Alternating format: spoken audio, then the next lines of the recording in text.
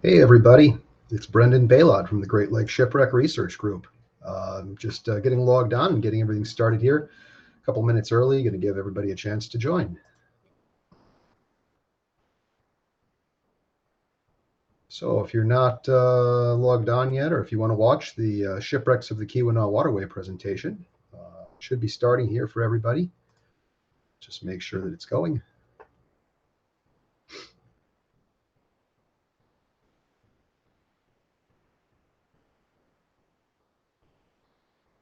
Looks like we're streaming. For those of you who haven't seen this type of a thing before, you should be able to make comments, and we should be streaming. If you are having any problems with your throughput or bandwidth, leave me a message in the chat. I can see your chat messages if you want to make them during this talk.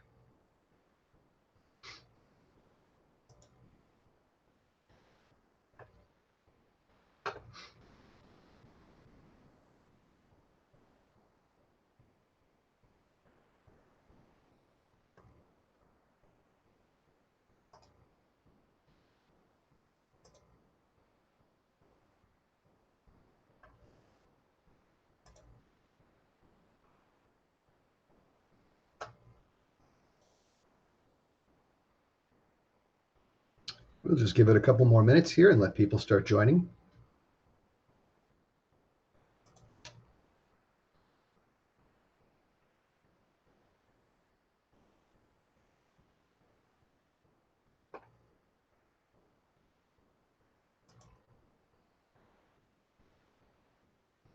I can see a couple of people are joining already. It looks like we've got 10 viewers online and a number of people already in the chat. Looks good.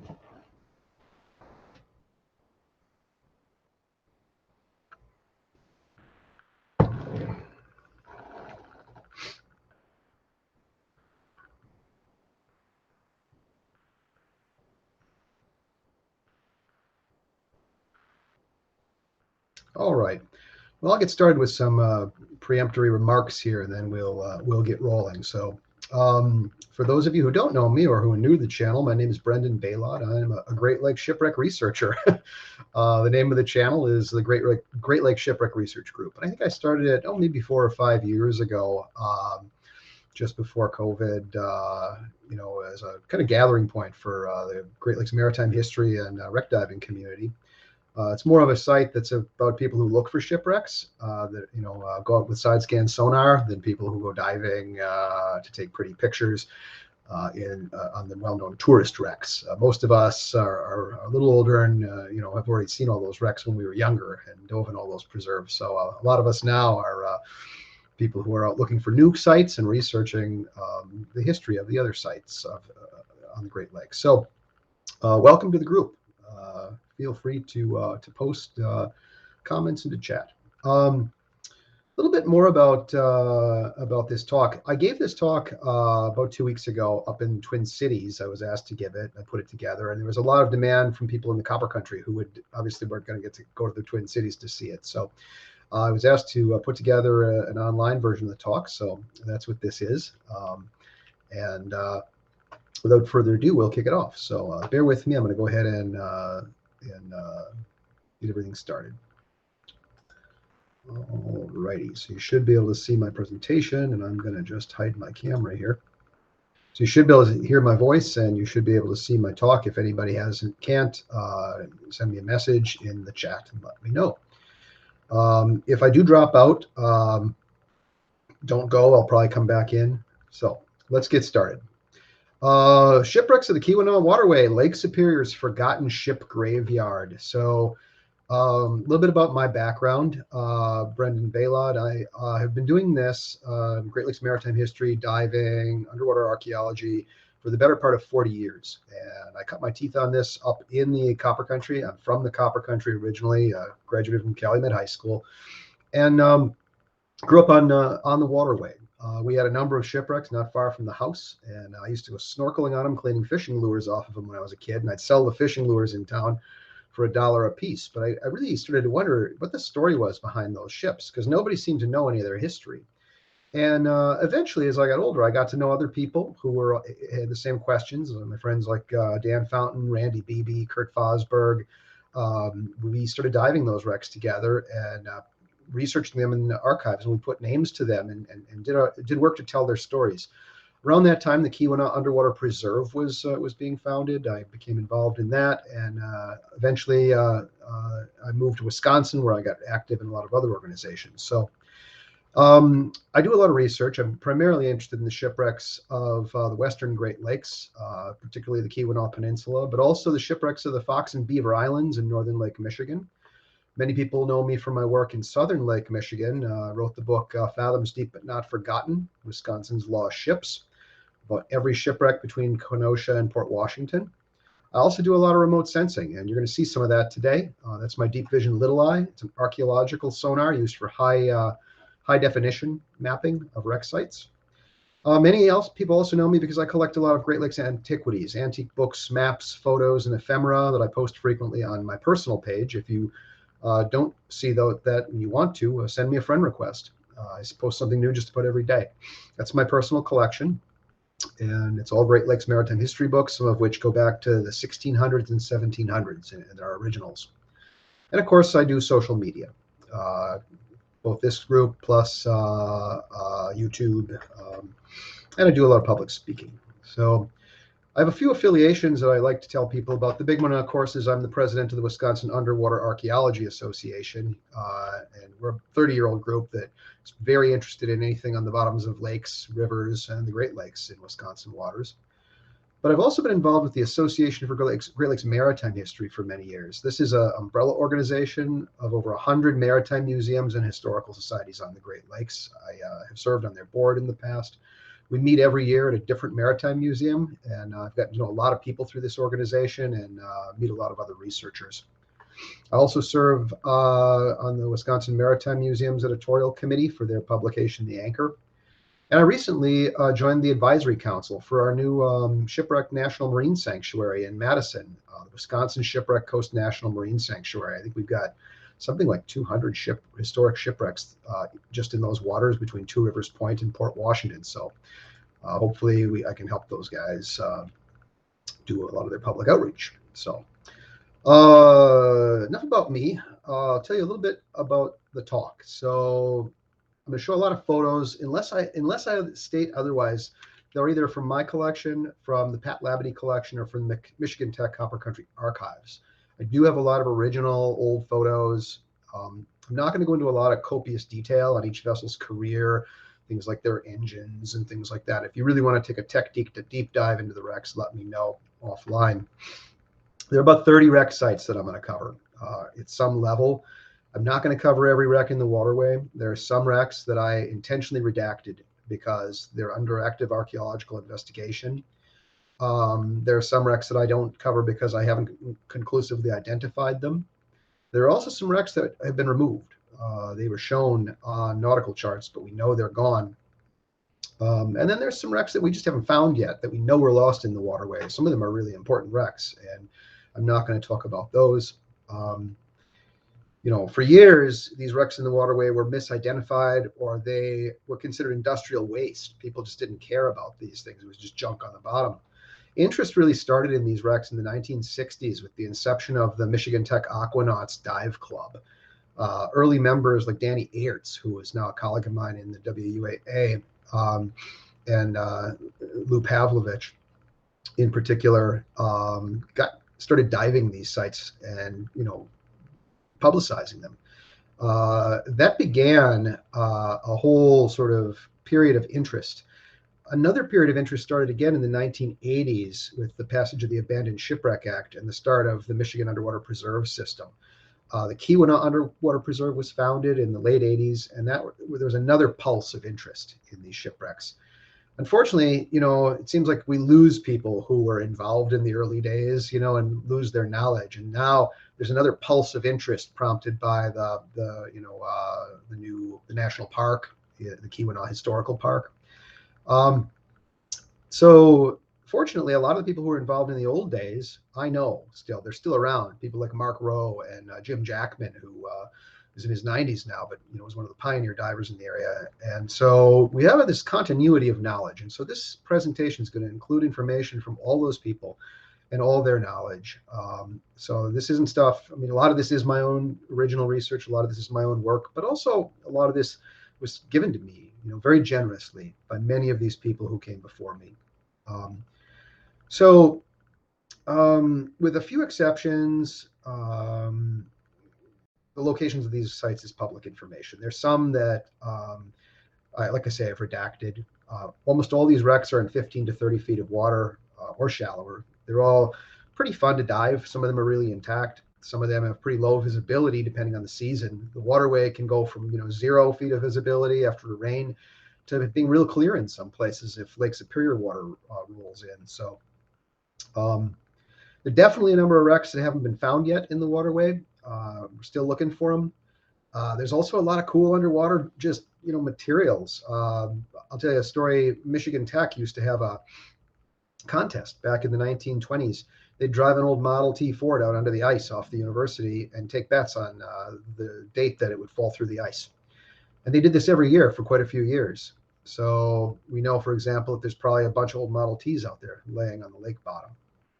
Let's take a quick break before I dive into the Keweenaw's history and just make sure that we're actually broadcasting on the site. And it looks like we are. All right. If anybody has any problems, let me know with seeing, but it looks like we're broadcasting pretty well. Okay, just wanted to check on that. All right, let's dive into some Keweenaw history, guys. The Keweenaw is a really important place. It has been an important site for indigenous peoples since the last glacial retreat. Because of its location kind of jutting out into Lake Superior, it was a popular place for people to settle because of the fishing, because there was a lot of copper there. There were a lot of early grave sites from indigenous peoples reported, particularly just west of the North Entry. And of course, there's the portage to get through the waterway. In the era of exploration, the first Europeans to come through here were really Radisson and Groseilliers. In 1659, they came with a fur trading party up to Lake Superior, and they give a very, very detailed account of going through the Keweenaw Waterway at the south entry. And then at the north entry, the present-day site of the Lily Ponds, it hadn't been dredged yet. There was a huge sphagnum bog, and they talk about the quivering earth because you would walk on it and occasionally break through up to your arms and have to dig your way out of it, and then walk over it. And it would just, it was not firm ground. There was water underneath it. So they give a vivid account of going through the Keweenaw Waterway. It was also traversed by Father Menard, Father Marquette, and Father Alloway in the 1660s. Father Menard eventually went through here and went down into northern Wisconsin and vanished and has never been found. He relates spending the winter at Keweenaw Bay, which was called Teresa Bay at the time. This is a map from my collection. The original is in the archives of the Ministry of Marine in France.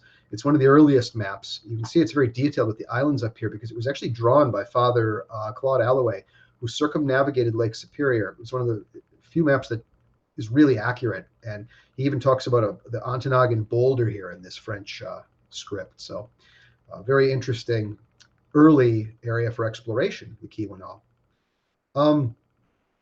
In the 1770s, it was visited by the British explorer Alexander Henry, who tried to mine copper in the Ontonagon area, and he also came through the portage at the time. But the first real exploration by Europe, by modern Europeans, was the Schoolcraft expedition of 1819. This is an original map from his 1819 book that I own. You can see that they came up the south shore of Lake Superior and they came through the waterway here. Their narrative of passing through it in 1819 is quite interesting. They found the waterway in a complete state of nature. They had a young Douglas Houghton with them as their geologist. He later would issue a report in 1843 that led to a huge copper boom that brought people here. And of course, that gave rise to the big copper towns up on the peninsula.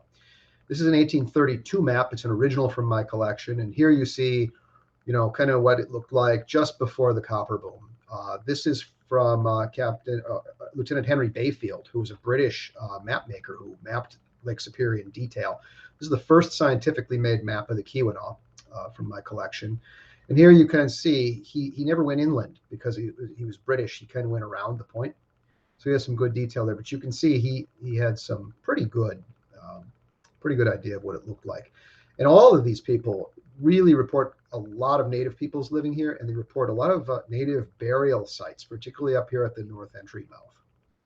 All right, let's move forward a little bit in time to the development of the Keweenaw. So the Keweenaw really starts booming in 1859 when, but prior to that, in the 1840s, the northern areas of the Keweenaw had been opened up to copper mining.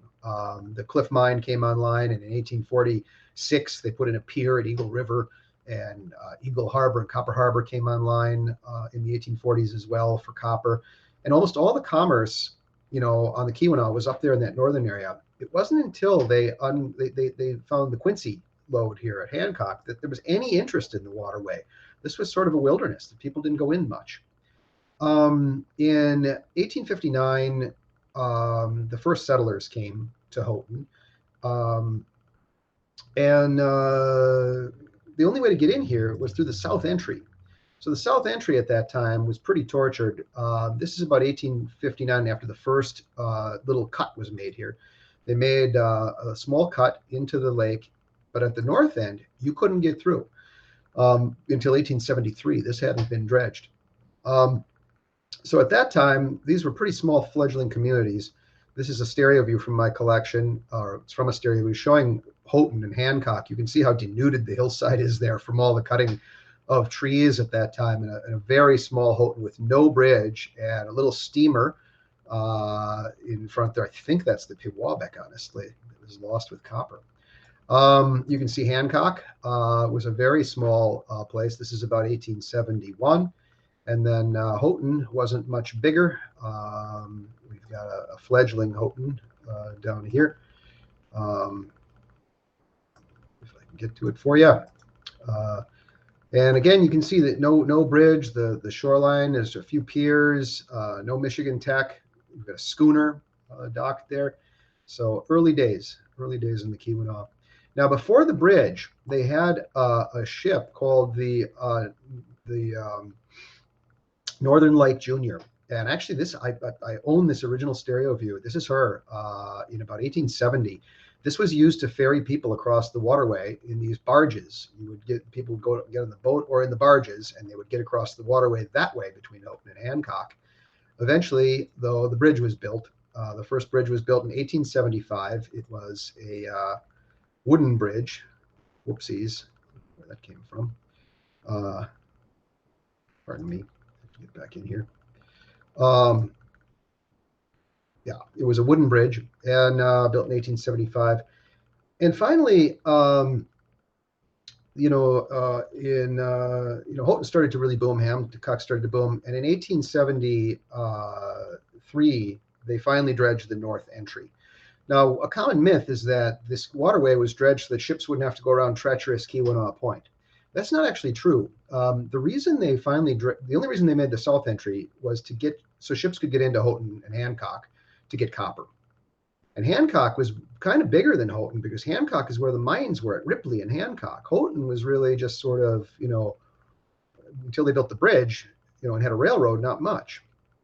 And the only reason they built the north entry was so ships could get in more conveniently to get copper. You actually didn't save time going through the waterway. Ships had to slow down to go through here. It took them longer than if they were to go around the point. So these were dredged really to get to Houghton and Hancock and to, open the area up to copper delivery. So, all right, let's move on. As the area started to develop, commerce started to develop much more rapidly. They dredged the north entry here in 1873 and dredged the lily ponds. And they put in these big breakwall piers in 1902. Here you see the north entry as it appeared in about the turn of the century. Ship Canal, busy place. You see some of the excursion vessels that used to take people to what became McLean State Park. You can see down here, they eventually straightened out this tortuous river that used to snake all the way through here. And they really built a much more modern waterway. You can see that they took the curves out and it goes straight through. They put in a modern lighthouse to replace the old one at the south entry, which is kind of nice. A couple other big things happened. In 1873, they opened up the Portage Lake Canal.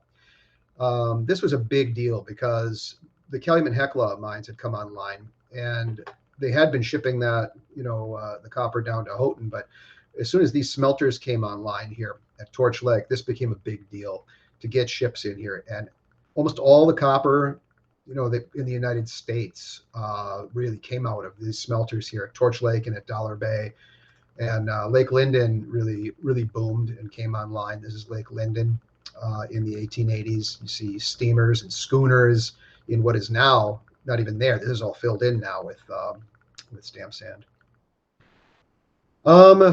And of course, they put in the new bridge. So the new bridge was built in the 1890s. It was a steel swing bridge before our lift bridge that we now have, and it had a railroad track under it.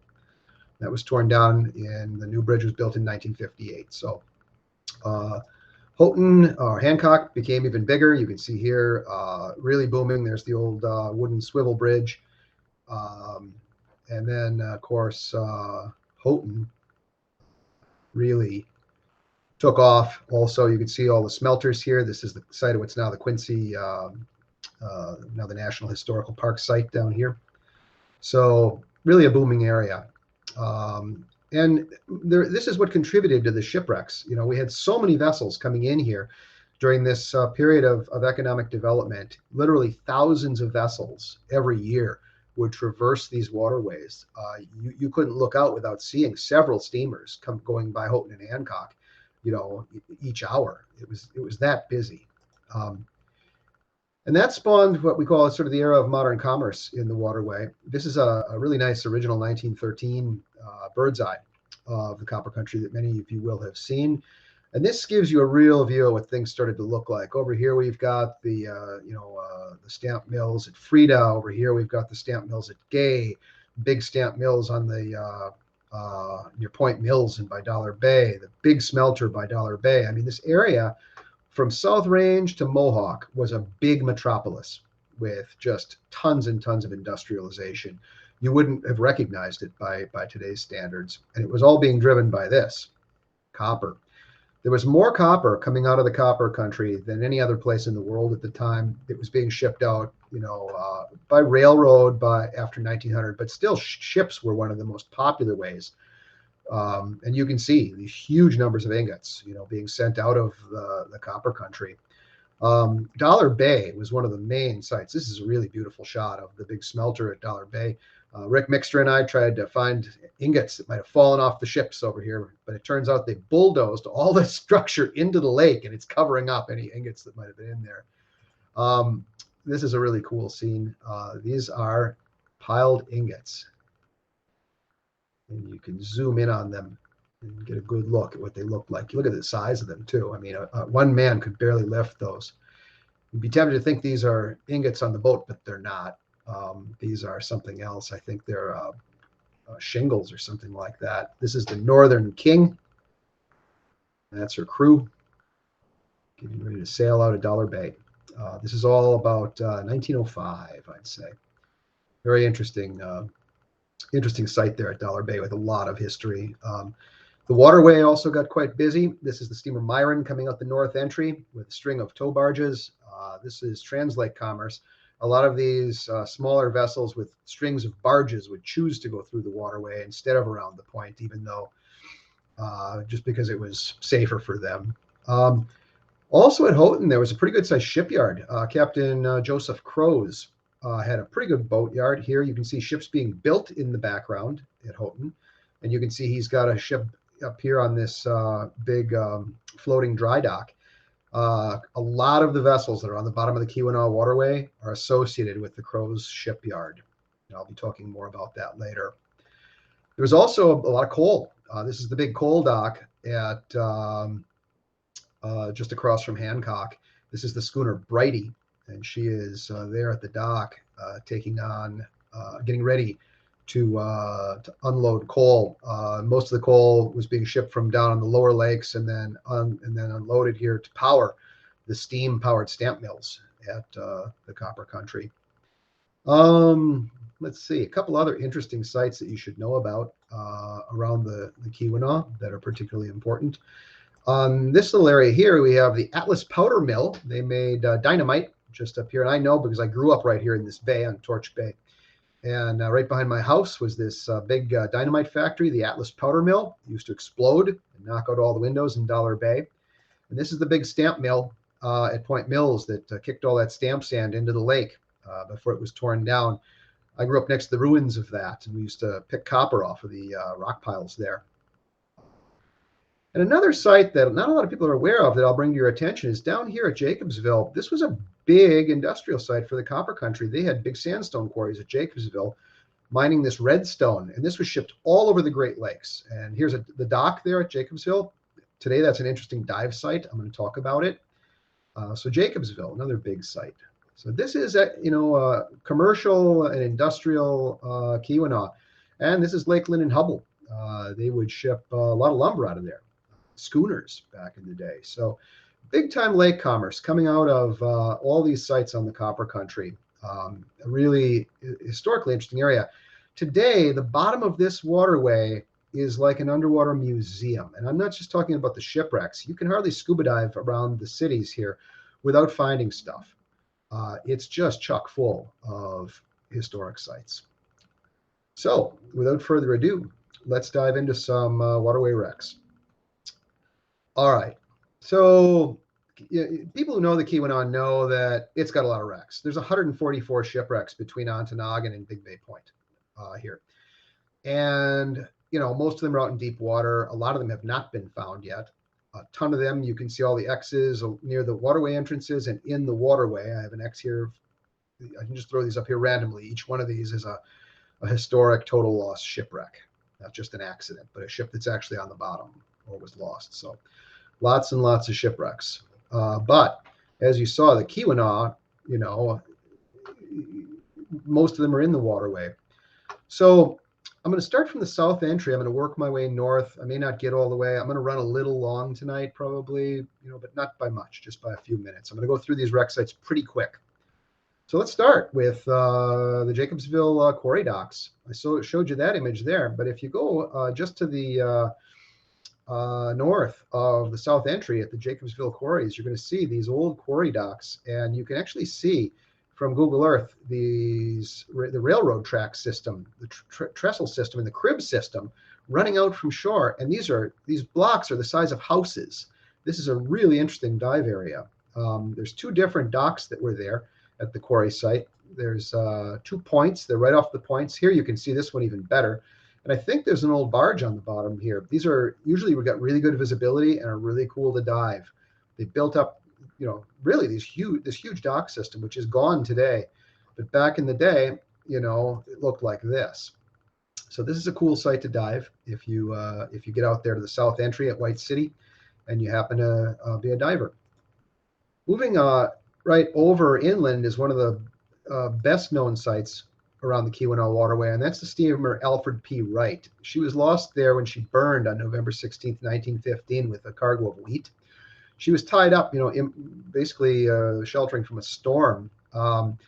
They tried to tow her out into the canal. These are some rare photos from the Corps of Engineers showing her after she burned. They tried to tow her out. They couldn't quite get her out of the channel completely. This is her right after she burned, before they took her engines and boilers out and refloated her. There they are taking her boiler out. They got her part of the way out, and she's stranded right on the edge of the channel, and she remains there to this day. A little bit of a warning, she's not exactly where the wreck marker on the map shows her. She's inland, shoreward a little bit. If anybody wants locational data, numbers for these, you can contact me and I'll give them to you. This is what she looks like from the air. Randy Beebe took this from his airplane on a rare day when the water was real clear. And of course, this is my side scan imagery of her. She's a huge ship. She's over 200 feet long, huge wooden keel running down her center. She's shallow. She's maybe in 15 feet of water. Excellent fishing spot. Really good fishing spot. The Alfred P. Wright. Now, for years, she was misidentified as the steamer Charles H. Bradley.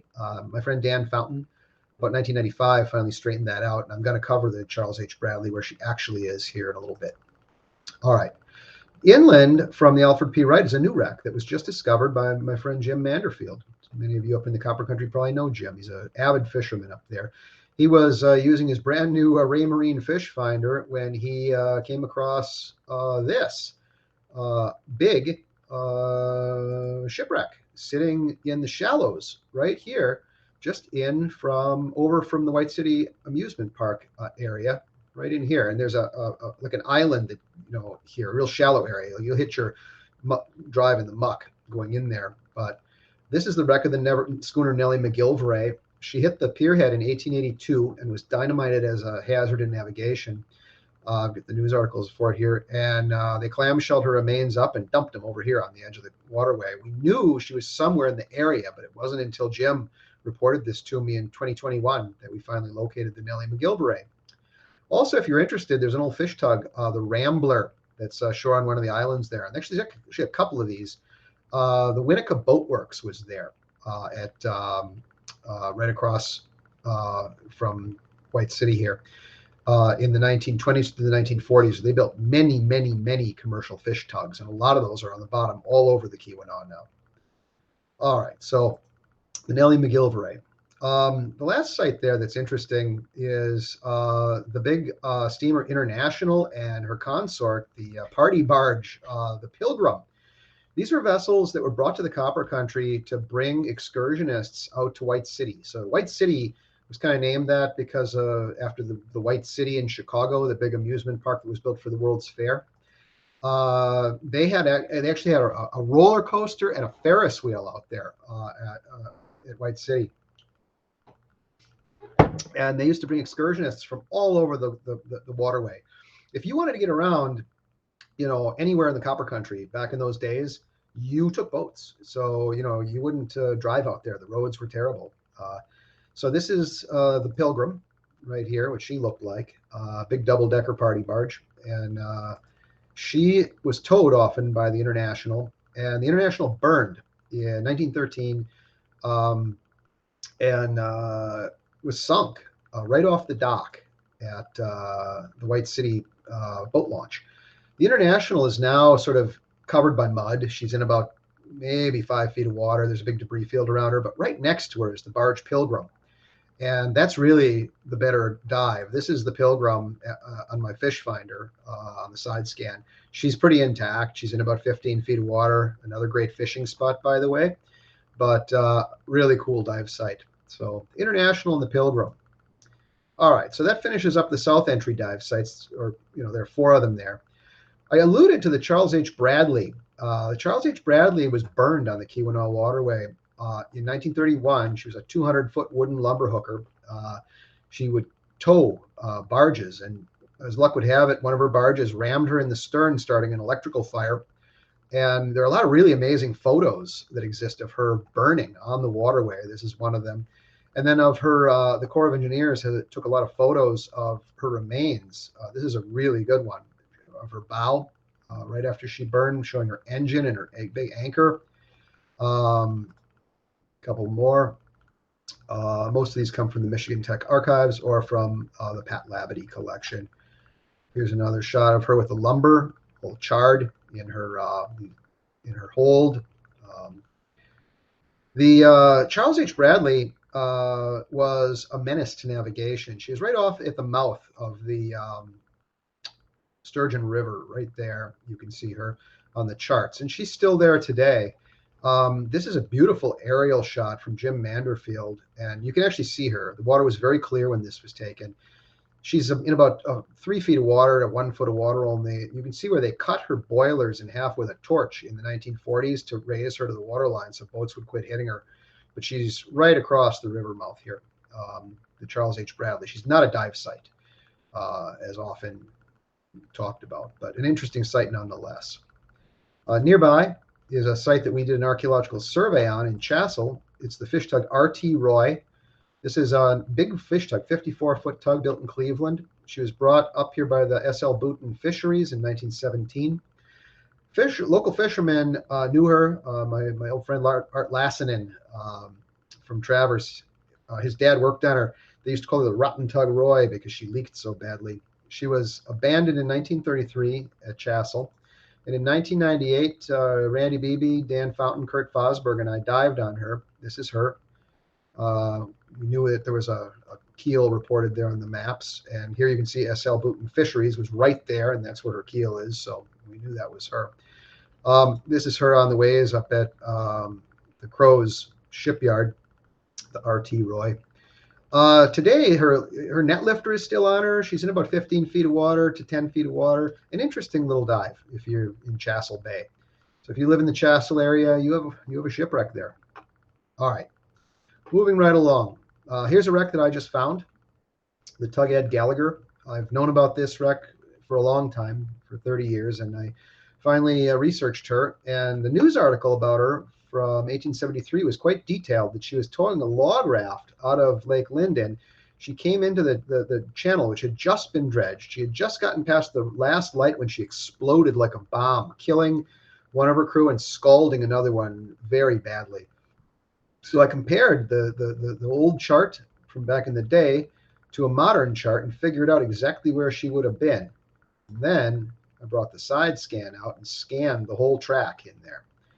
And lo and behold, I ran over some very unnatural looking stuff. This is probably the Tug Ed Gallagher right here on the bottom. I did not dive it because the visibility was pretty low that day, and it was also really cold, I should add. There's also debris from the explosion all over the bottom here. You can actually see these pieces of her hull laying around not far from where you see the layout of the wreck there on the bottom. So this is an old tug built in 1863, a lumber rafting tug, and she's there in the channel to Torch Lake. Still haven't really spent a lot of time diving her. Nobody's been on her yet. So here's another interesting one that not many people know about. There's a 200-foot wooden steamship on the bottom of Torch Lake called the Samoa. We knew about it years ago. We looked for it with fish finders, but it's really hard to find because it's there's a big layer of like fine sediment over her from the dredging operations in Torch Lake. She's nearly buried, but my friend Randy Beebe and Mark Lankto found her in 2002 in 65 feet of water. They dived her. She's in really low visibility. There's her engine plate and some detail. She's got a big triple expansion steam engine still on her. I went and side scanned her just a few years ago with my partner Gina, and here she is. This is all she shows up as because she's not a very hard target. She's right out here in this area. You can see my track lines for where she is. People actually want to try diving this. I've got numbers for her. Great big steamship just laying on the bottom of Torch Lake. All right. Let's move along. The next site, this is going to be two sites that most people are going to be familiar with. A lot of people know because you can see it. There's a big dredge that is beached on shore here at Mason. And it's a popular tourist site. People go in there and climb around in it. Rick Mixter and I did a documentary from inside this dredge we filmed. Here you can see the dredge. Here's an interior shot of it. You can see the pilot house on the left. This is what it looks like now with all the graffiti. This is it on the right when it was in service. Same exact spot. You can see these controls, here, and same on the right. So interesting to compare it before and after. This is the dredge we know about sitting on shore, but a lot of people don't know there's another dredge just like it out in the lake in 40 feet of water. This is the Quincy Dredge number 1. It sank in 1956. So it would tow this big thing on pontoons, this big pipe behind it, and it would suction the bottom and suction these tailings up. In 1956, it sank, and here you can see it sunk with its roof down and with the big pipe there. And it's still out there in the middle of Torch Lake. It's an unqualified menace to navigation. It comes to within 3 feet of the surface. I side scanned it. So here's dredge number 2, which was abandoned there in 1968. But dredge number 1 that sank in 1956 is out here in the middle. and it comes to within 3 feet of the surface. This is what it looks like on side scan. You can see its great big suction boom sticking out of the front. Its roof is collapsed in downward on it. It's very dark out there. Lots and lots of fish. Not a bad fishing spot. I actually hit my towfish on it and knocked the fins off of my towfish when I was side scanning it. But here is a pass right overhead of that dredge, and you can see it's just massive. It's over 100 feet in length and sitting on the bottom. I have dived this. It is the darkest, creepiest dive I ever did. I don't know anyone's been to the bottom or gone down into the houses, but they're there. Here's the news article from January 1956 about the dredge sinking out there. So Quincy dredges, number 1 and 2. Local landmarks. All right, I'm going to take a little pause and just check to make sure that we're broadcasting. All right, looks like we are. Everything's looking good. All right, let's dive back in. We're going to move along now. The next site I'm going to do is Dollar Bay. Dollar Bay, as I showed you, had a big smelter dock, but it also had a sawmill at it. It has a lot of history. This is where the big smelter was. This is a shot of Dollar Bay from the Point Mills side in 1906 from my collection, one of my original postcards. And this is a survey that I did of that whole shoreline looking for the tug E.D. Houghton, which I did find. And this is, kind of how I ran up there. And I found really good stuff in Dollar Bay. If you look, the clarity I was getting, you can see every log on the whole bottom. And it's a pretty big bay. It's not tiny. You can't swim across it. It's pretty wide. But look at all the stuff on the bottom there. As I zoomed in, I realized that I was looking at the remains of the old sawmill at Dollar Bay and the old pier that used to come out for the sawmill. The bottom has a number of old boats on the bottom of Dollar Bay, all sorts of debris from the sawmill operation.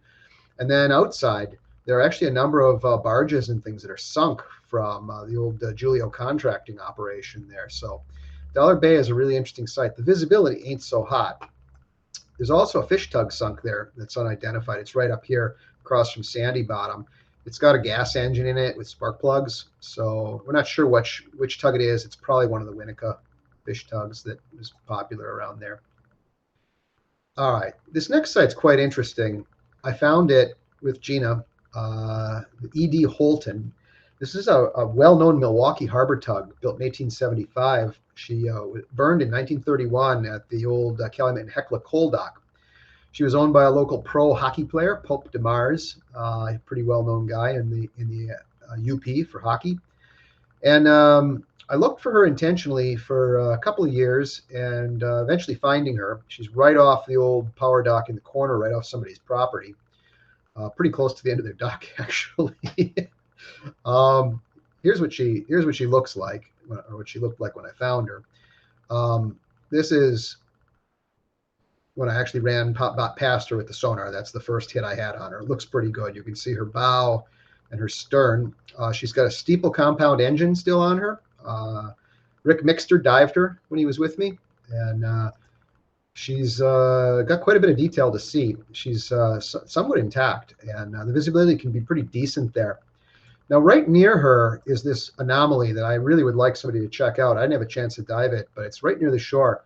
There is some sort of tunneled feature, a very deep hole, and there doesn't seem to be any reason for it. It couldn't be a mine cave in. I don't know what it is, but it's a really unusual anomaly near the shore, right near the E.D. Houghton. Not far from her, you can see the old channel dredging. This is the Keweenaw Waterway. They dredged her as a project, many times. And this is what suction dredge marks look like on a side scan. And right over here is an old barge, just to the right, left over from the Corps of Engineers, probably. There are many of these barges sunk. Today, they look like bricks because they've been oftentimes filled in with sediment from the waterway. So, the E.D. Houghton, interesting dive site. If you want to visit her, let me know. I'll give you the location. Here's another new one I located. Stephen Robley from Michigan Tech, the captain of the Agassiz, retired captain of the Agassiz. He and I were side scanning out there, looking for some anomalies when we ran over this. It is a steam launch, a little Victorian era steam launch. It is about 26 feet long. It looks like it's clinker built. It's got a little engine, I think, a midships. We put an ROV on it, and we're just able to get a look at like the bow and a few other parts. We didn't dive it because we didn't have our diving gear with us, but it's quite an interesting little vessel. Now, as luck would have it, it's right off the Prince's Point, and SL Prince owned the Vivian and Prince Fuse Factory, which was right there at the present-day site of where McNair Hall is at Michigan Tech. This is right offshore there. And it just so happens he was a photographer, and I bought 30 stereo views of his that he made back in the 1880s and 90s. And one of them shows his little gas launch or his little steam launch. And I think this is the boat. In fact, I'm quite confident because this is SL Prince's launch. It's right off Prince's Point, and it's the right size. It looks just like it in terms of what we're seeing on the bottom. And I don't know that this big steam engine is still present, but it's this is from an original stereo view in my collection. So I think that's what we found. Nearby is one of his barges. It's in excellent condition. It's a 40-foot barge. It was probably used in conjunction with the Prince Fuse Factory for commercial work, and it sunk there in about 20 feet of water. The steam launch is in about 30 feet of water. Both of them are pretty much right here, right off Prince's Point. All right. Next up on the hits list is the Joseph Crowe's Shipyard Barge Dump. So right on the shore of Ripley was the Joseph Crowe's Shipyard. I showed you that big dry dock. Well, there was a marine railway there. And in 1998, Harry Zeich, Steve Radovan, Randy Beebe, myself, and my dad were out looking for the Mendota Dredge off Traverse Island, off the south entry. We didn't find that. The weather blew us in. But we had Harry's big Klein side scan sonar with us. So we did a full survey of the waterway with a $100,000 Klein sonar. And one of the things we ran over back in those days with Harry was a barge dump on the bottom. And this is what they look like on my little line. Now they've been covered up with sediment, especially after that 2018 flood event. But this is what they looked like when the Agassiz went over them using its multi-beam sonar. There's a lot of stuff on the bottom there. Steve Radovan bounce dived these, and yeah, they're all a great big bunch of barges. I think we know what they are. I have a full list of every vessel ever built in the Keweenaw, and these are the ones that were built at Houghton by Crows. These are scows and barges built between 1876 and 1900. This is their sizes, their official numbers from the annual lists of U.S. merchant vessels and what became of them. And a lot of them, we don't know what happened to them. And I'm assuming most of the ones that, we don't know about are laying on the bottom of the Keweenaw Waterway. So that is how we know about these. These are actually registered vessels, and they're all down there on the bottom in this ship graveyard now, right off of Ripley. If any of you are interested in diving these, let me know. The visibility is pretty low most of the time, but if you hit it at the right time, the visibility can be pretty decent. All right, before I dive into Houghton and Hancock area, I'm going to take you into a site that I found with Randy Beebe a couple of summers ago.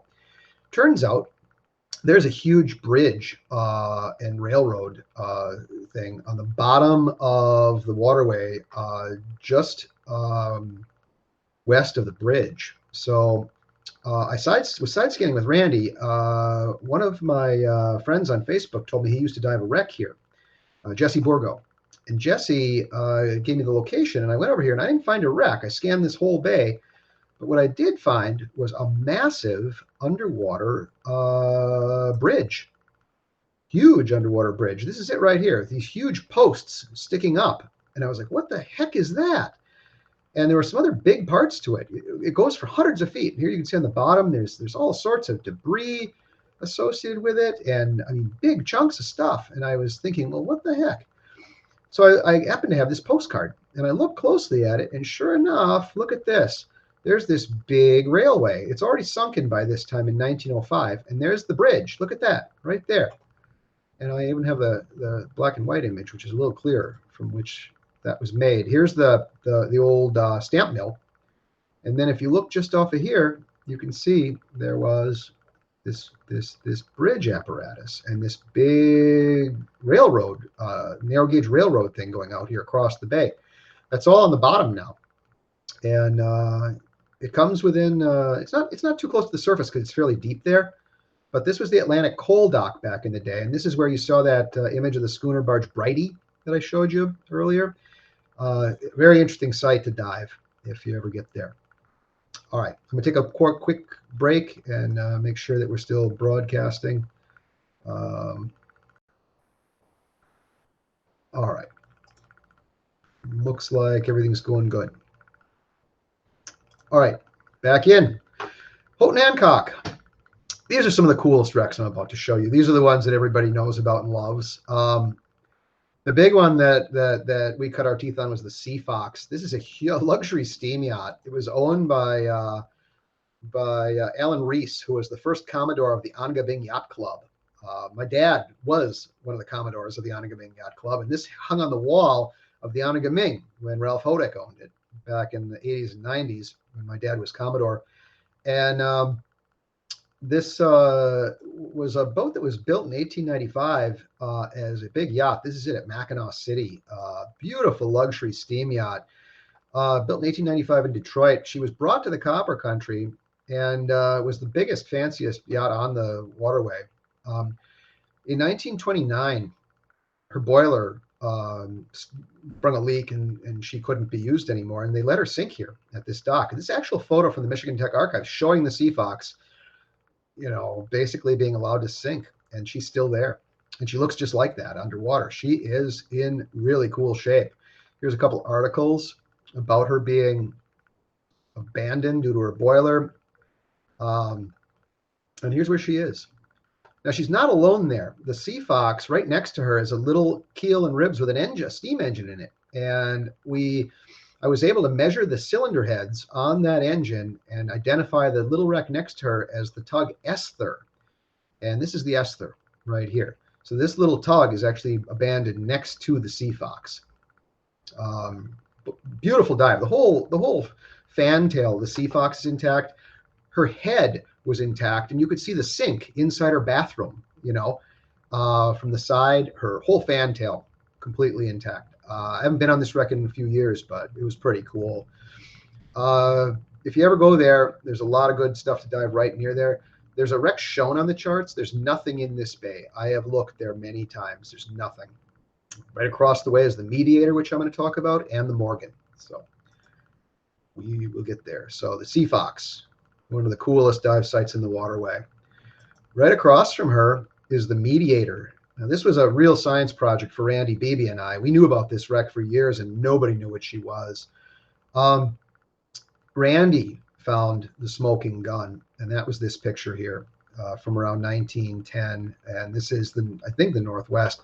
But there she is, right off the Michigan Tech power plant. And it's a schooner hull. You can definitely see that, a big one. And then we found the article about her stranding at the mouth of the Gratiot River in September of 1898, around the same time the Colorado wrecked on Sawtooth Reef. This is the Mediator in service early in her career. She was towed by Captain Crows to Houghton, and he wanted to repair her, and he had her laid up there, and he never got around to it. Her keel was too badly broken, and so they just let her sit. This is an old vessel. She was rebuilt in 1862 as the Mediator, but she had been built originally in 1848 at Sarnia, Ontario, as the schooner Signal. So this is one of the oldest shipwrecks on Lake Superior, the Mediator. A lot of people don't know that. She doesn't look a lot like her original form. They actually put iron knees in her to brace her as she got older and more decrepit. But this is what she looks like on the bottom. Pretty good sized chunk of hull, big disarticulated piece here, but it's all there. The whole keel and keelsons, and her sides are present. And a lot of debris around the site. It doesn't side scan well because it's shallow, but she's been salvaged a bit. Bill Yates, a local diver from Michigan Tech, brought up her windlass in 1972. They didn't know what ship it was.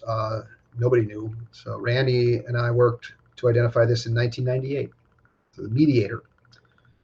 Interesting local wreck.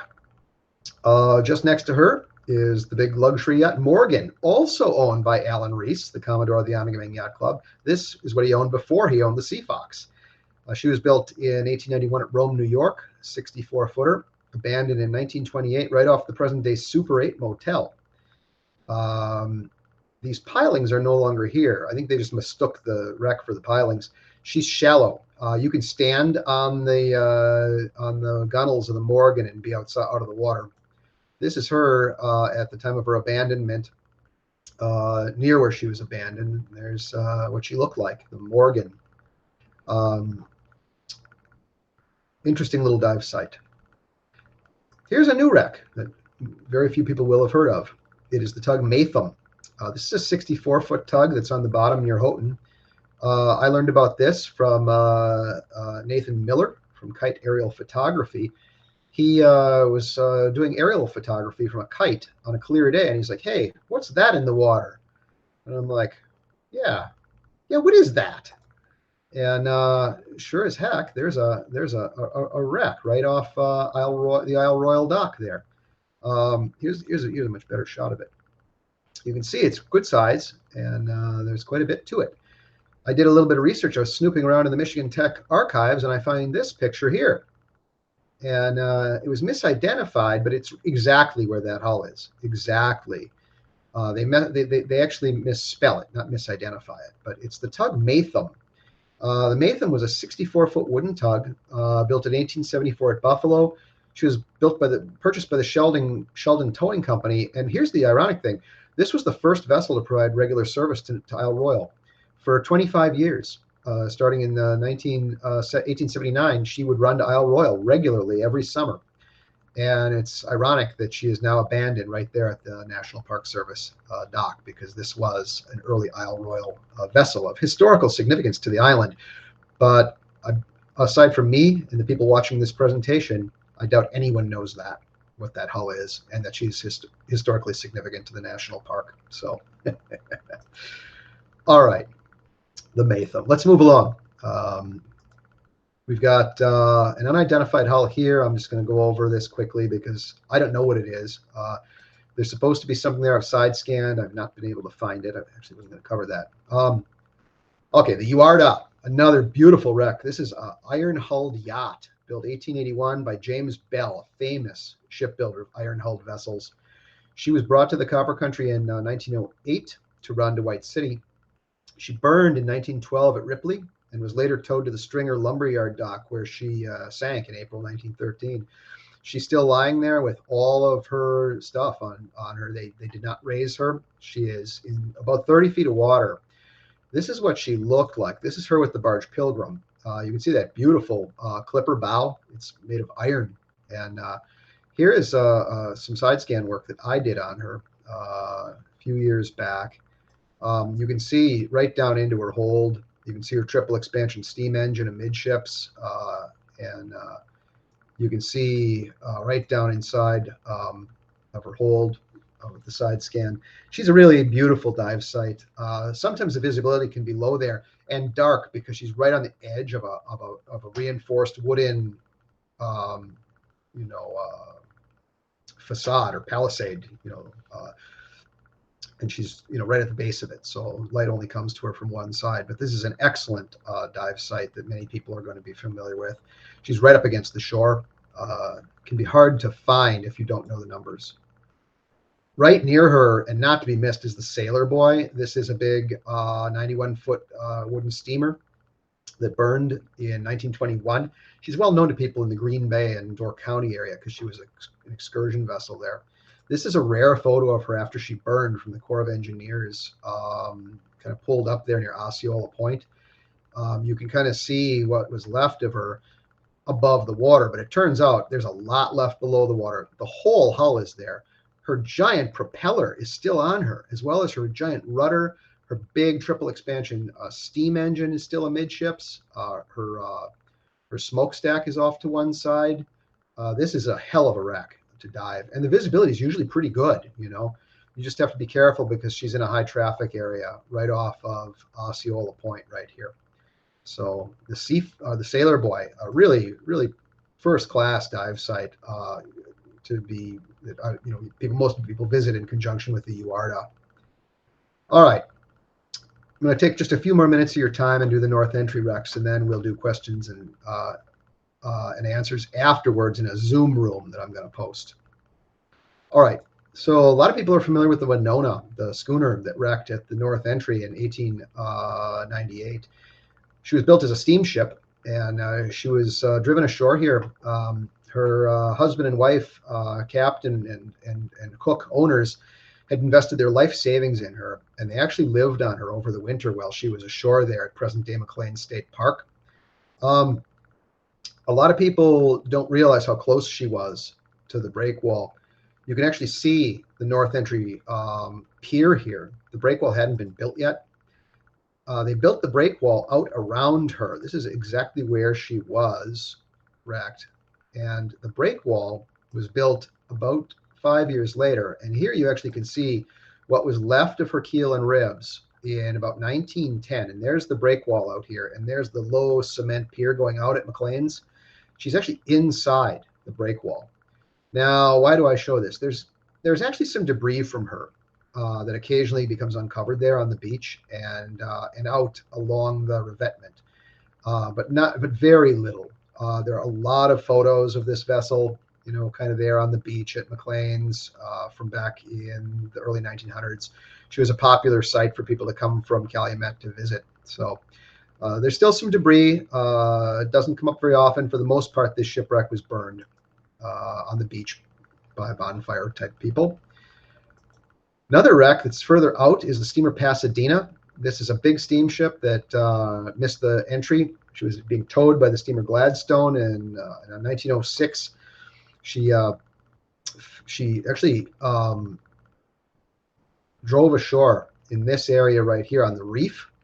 And then a lot of her debris came ashore. And this is an interesting wreck because we have photos from the Michigan Tech Archives showing big chunks of her that came ashore further up the coast, out at that around the northern point of McLean State Park. There is debris from her that still occasionally washes up on the beach there.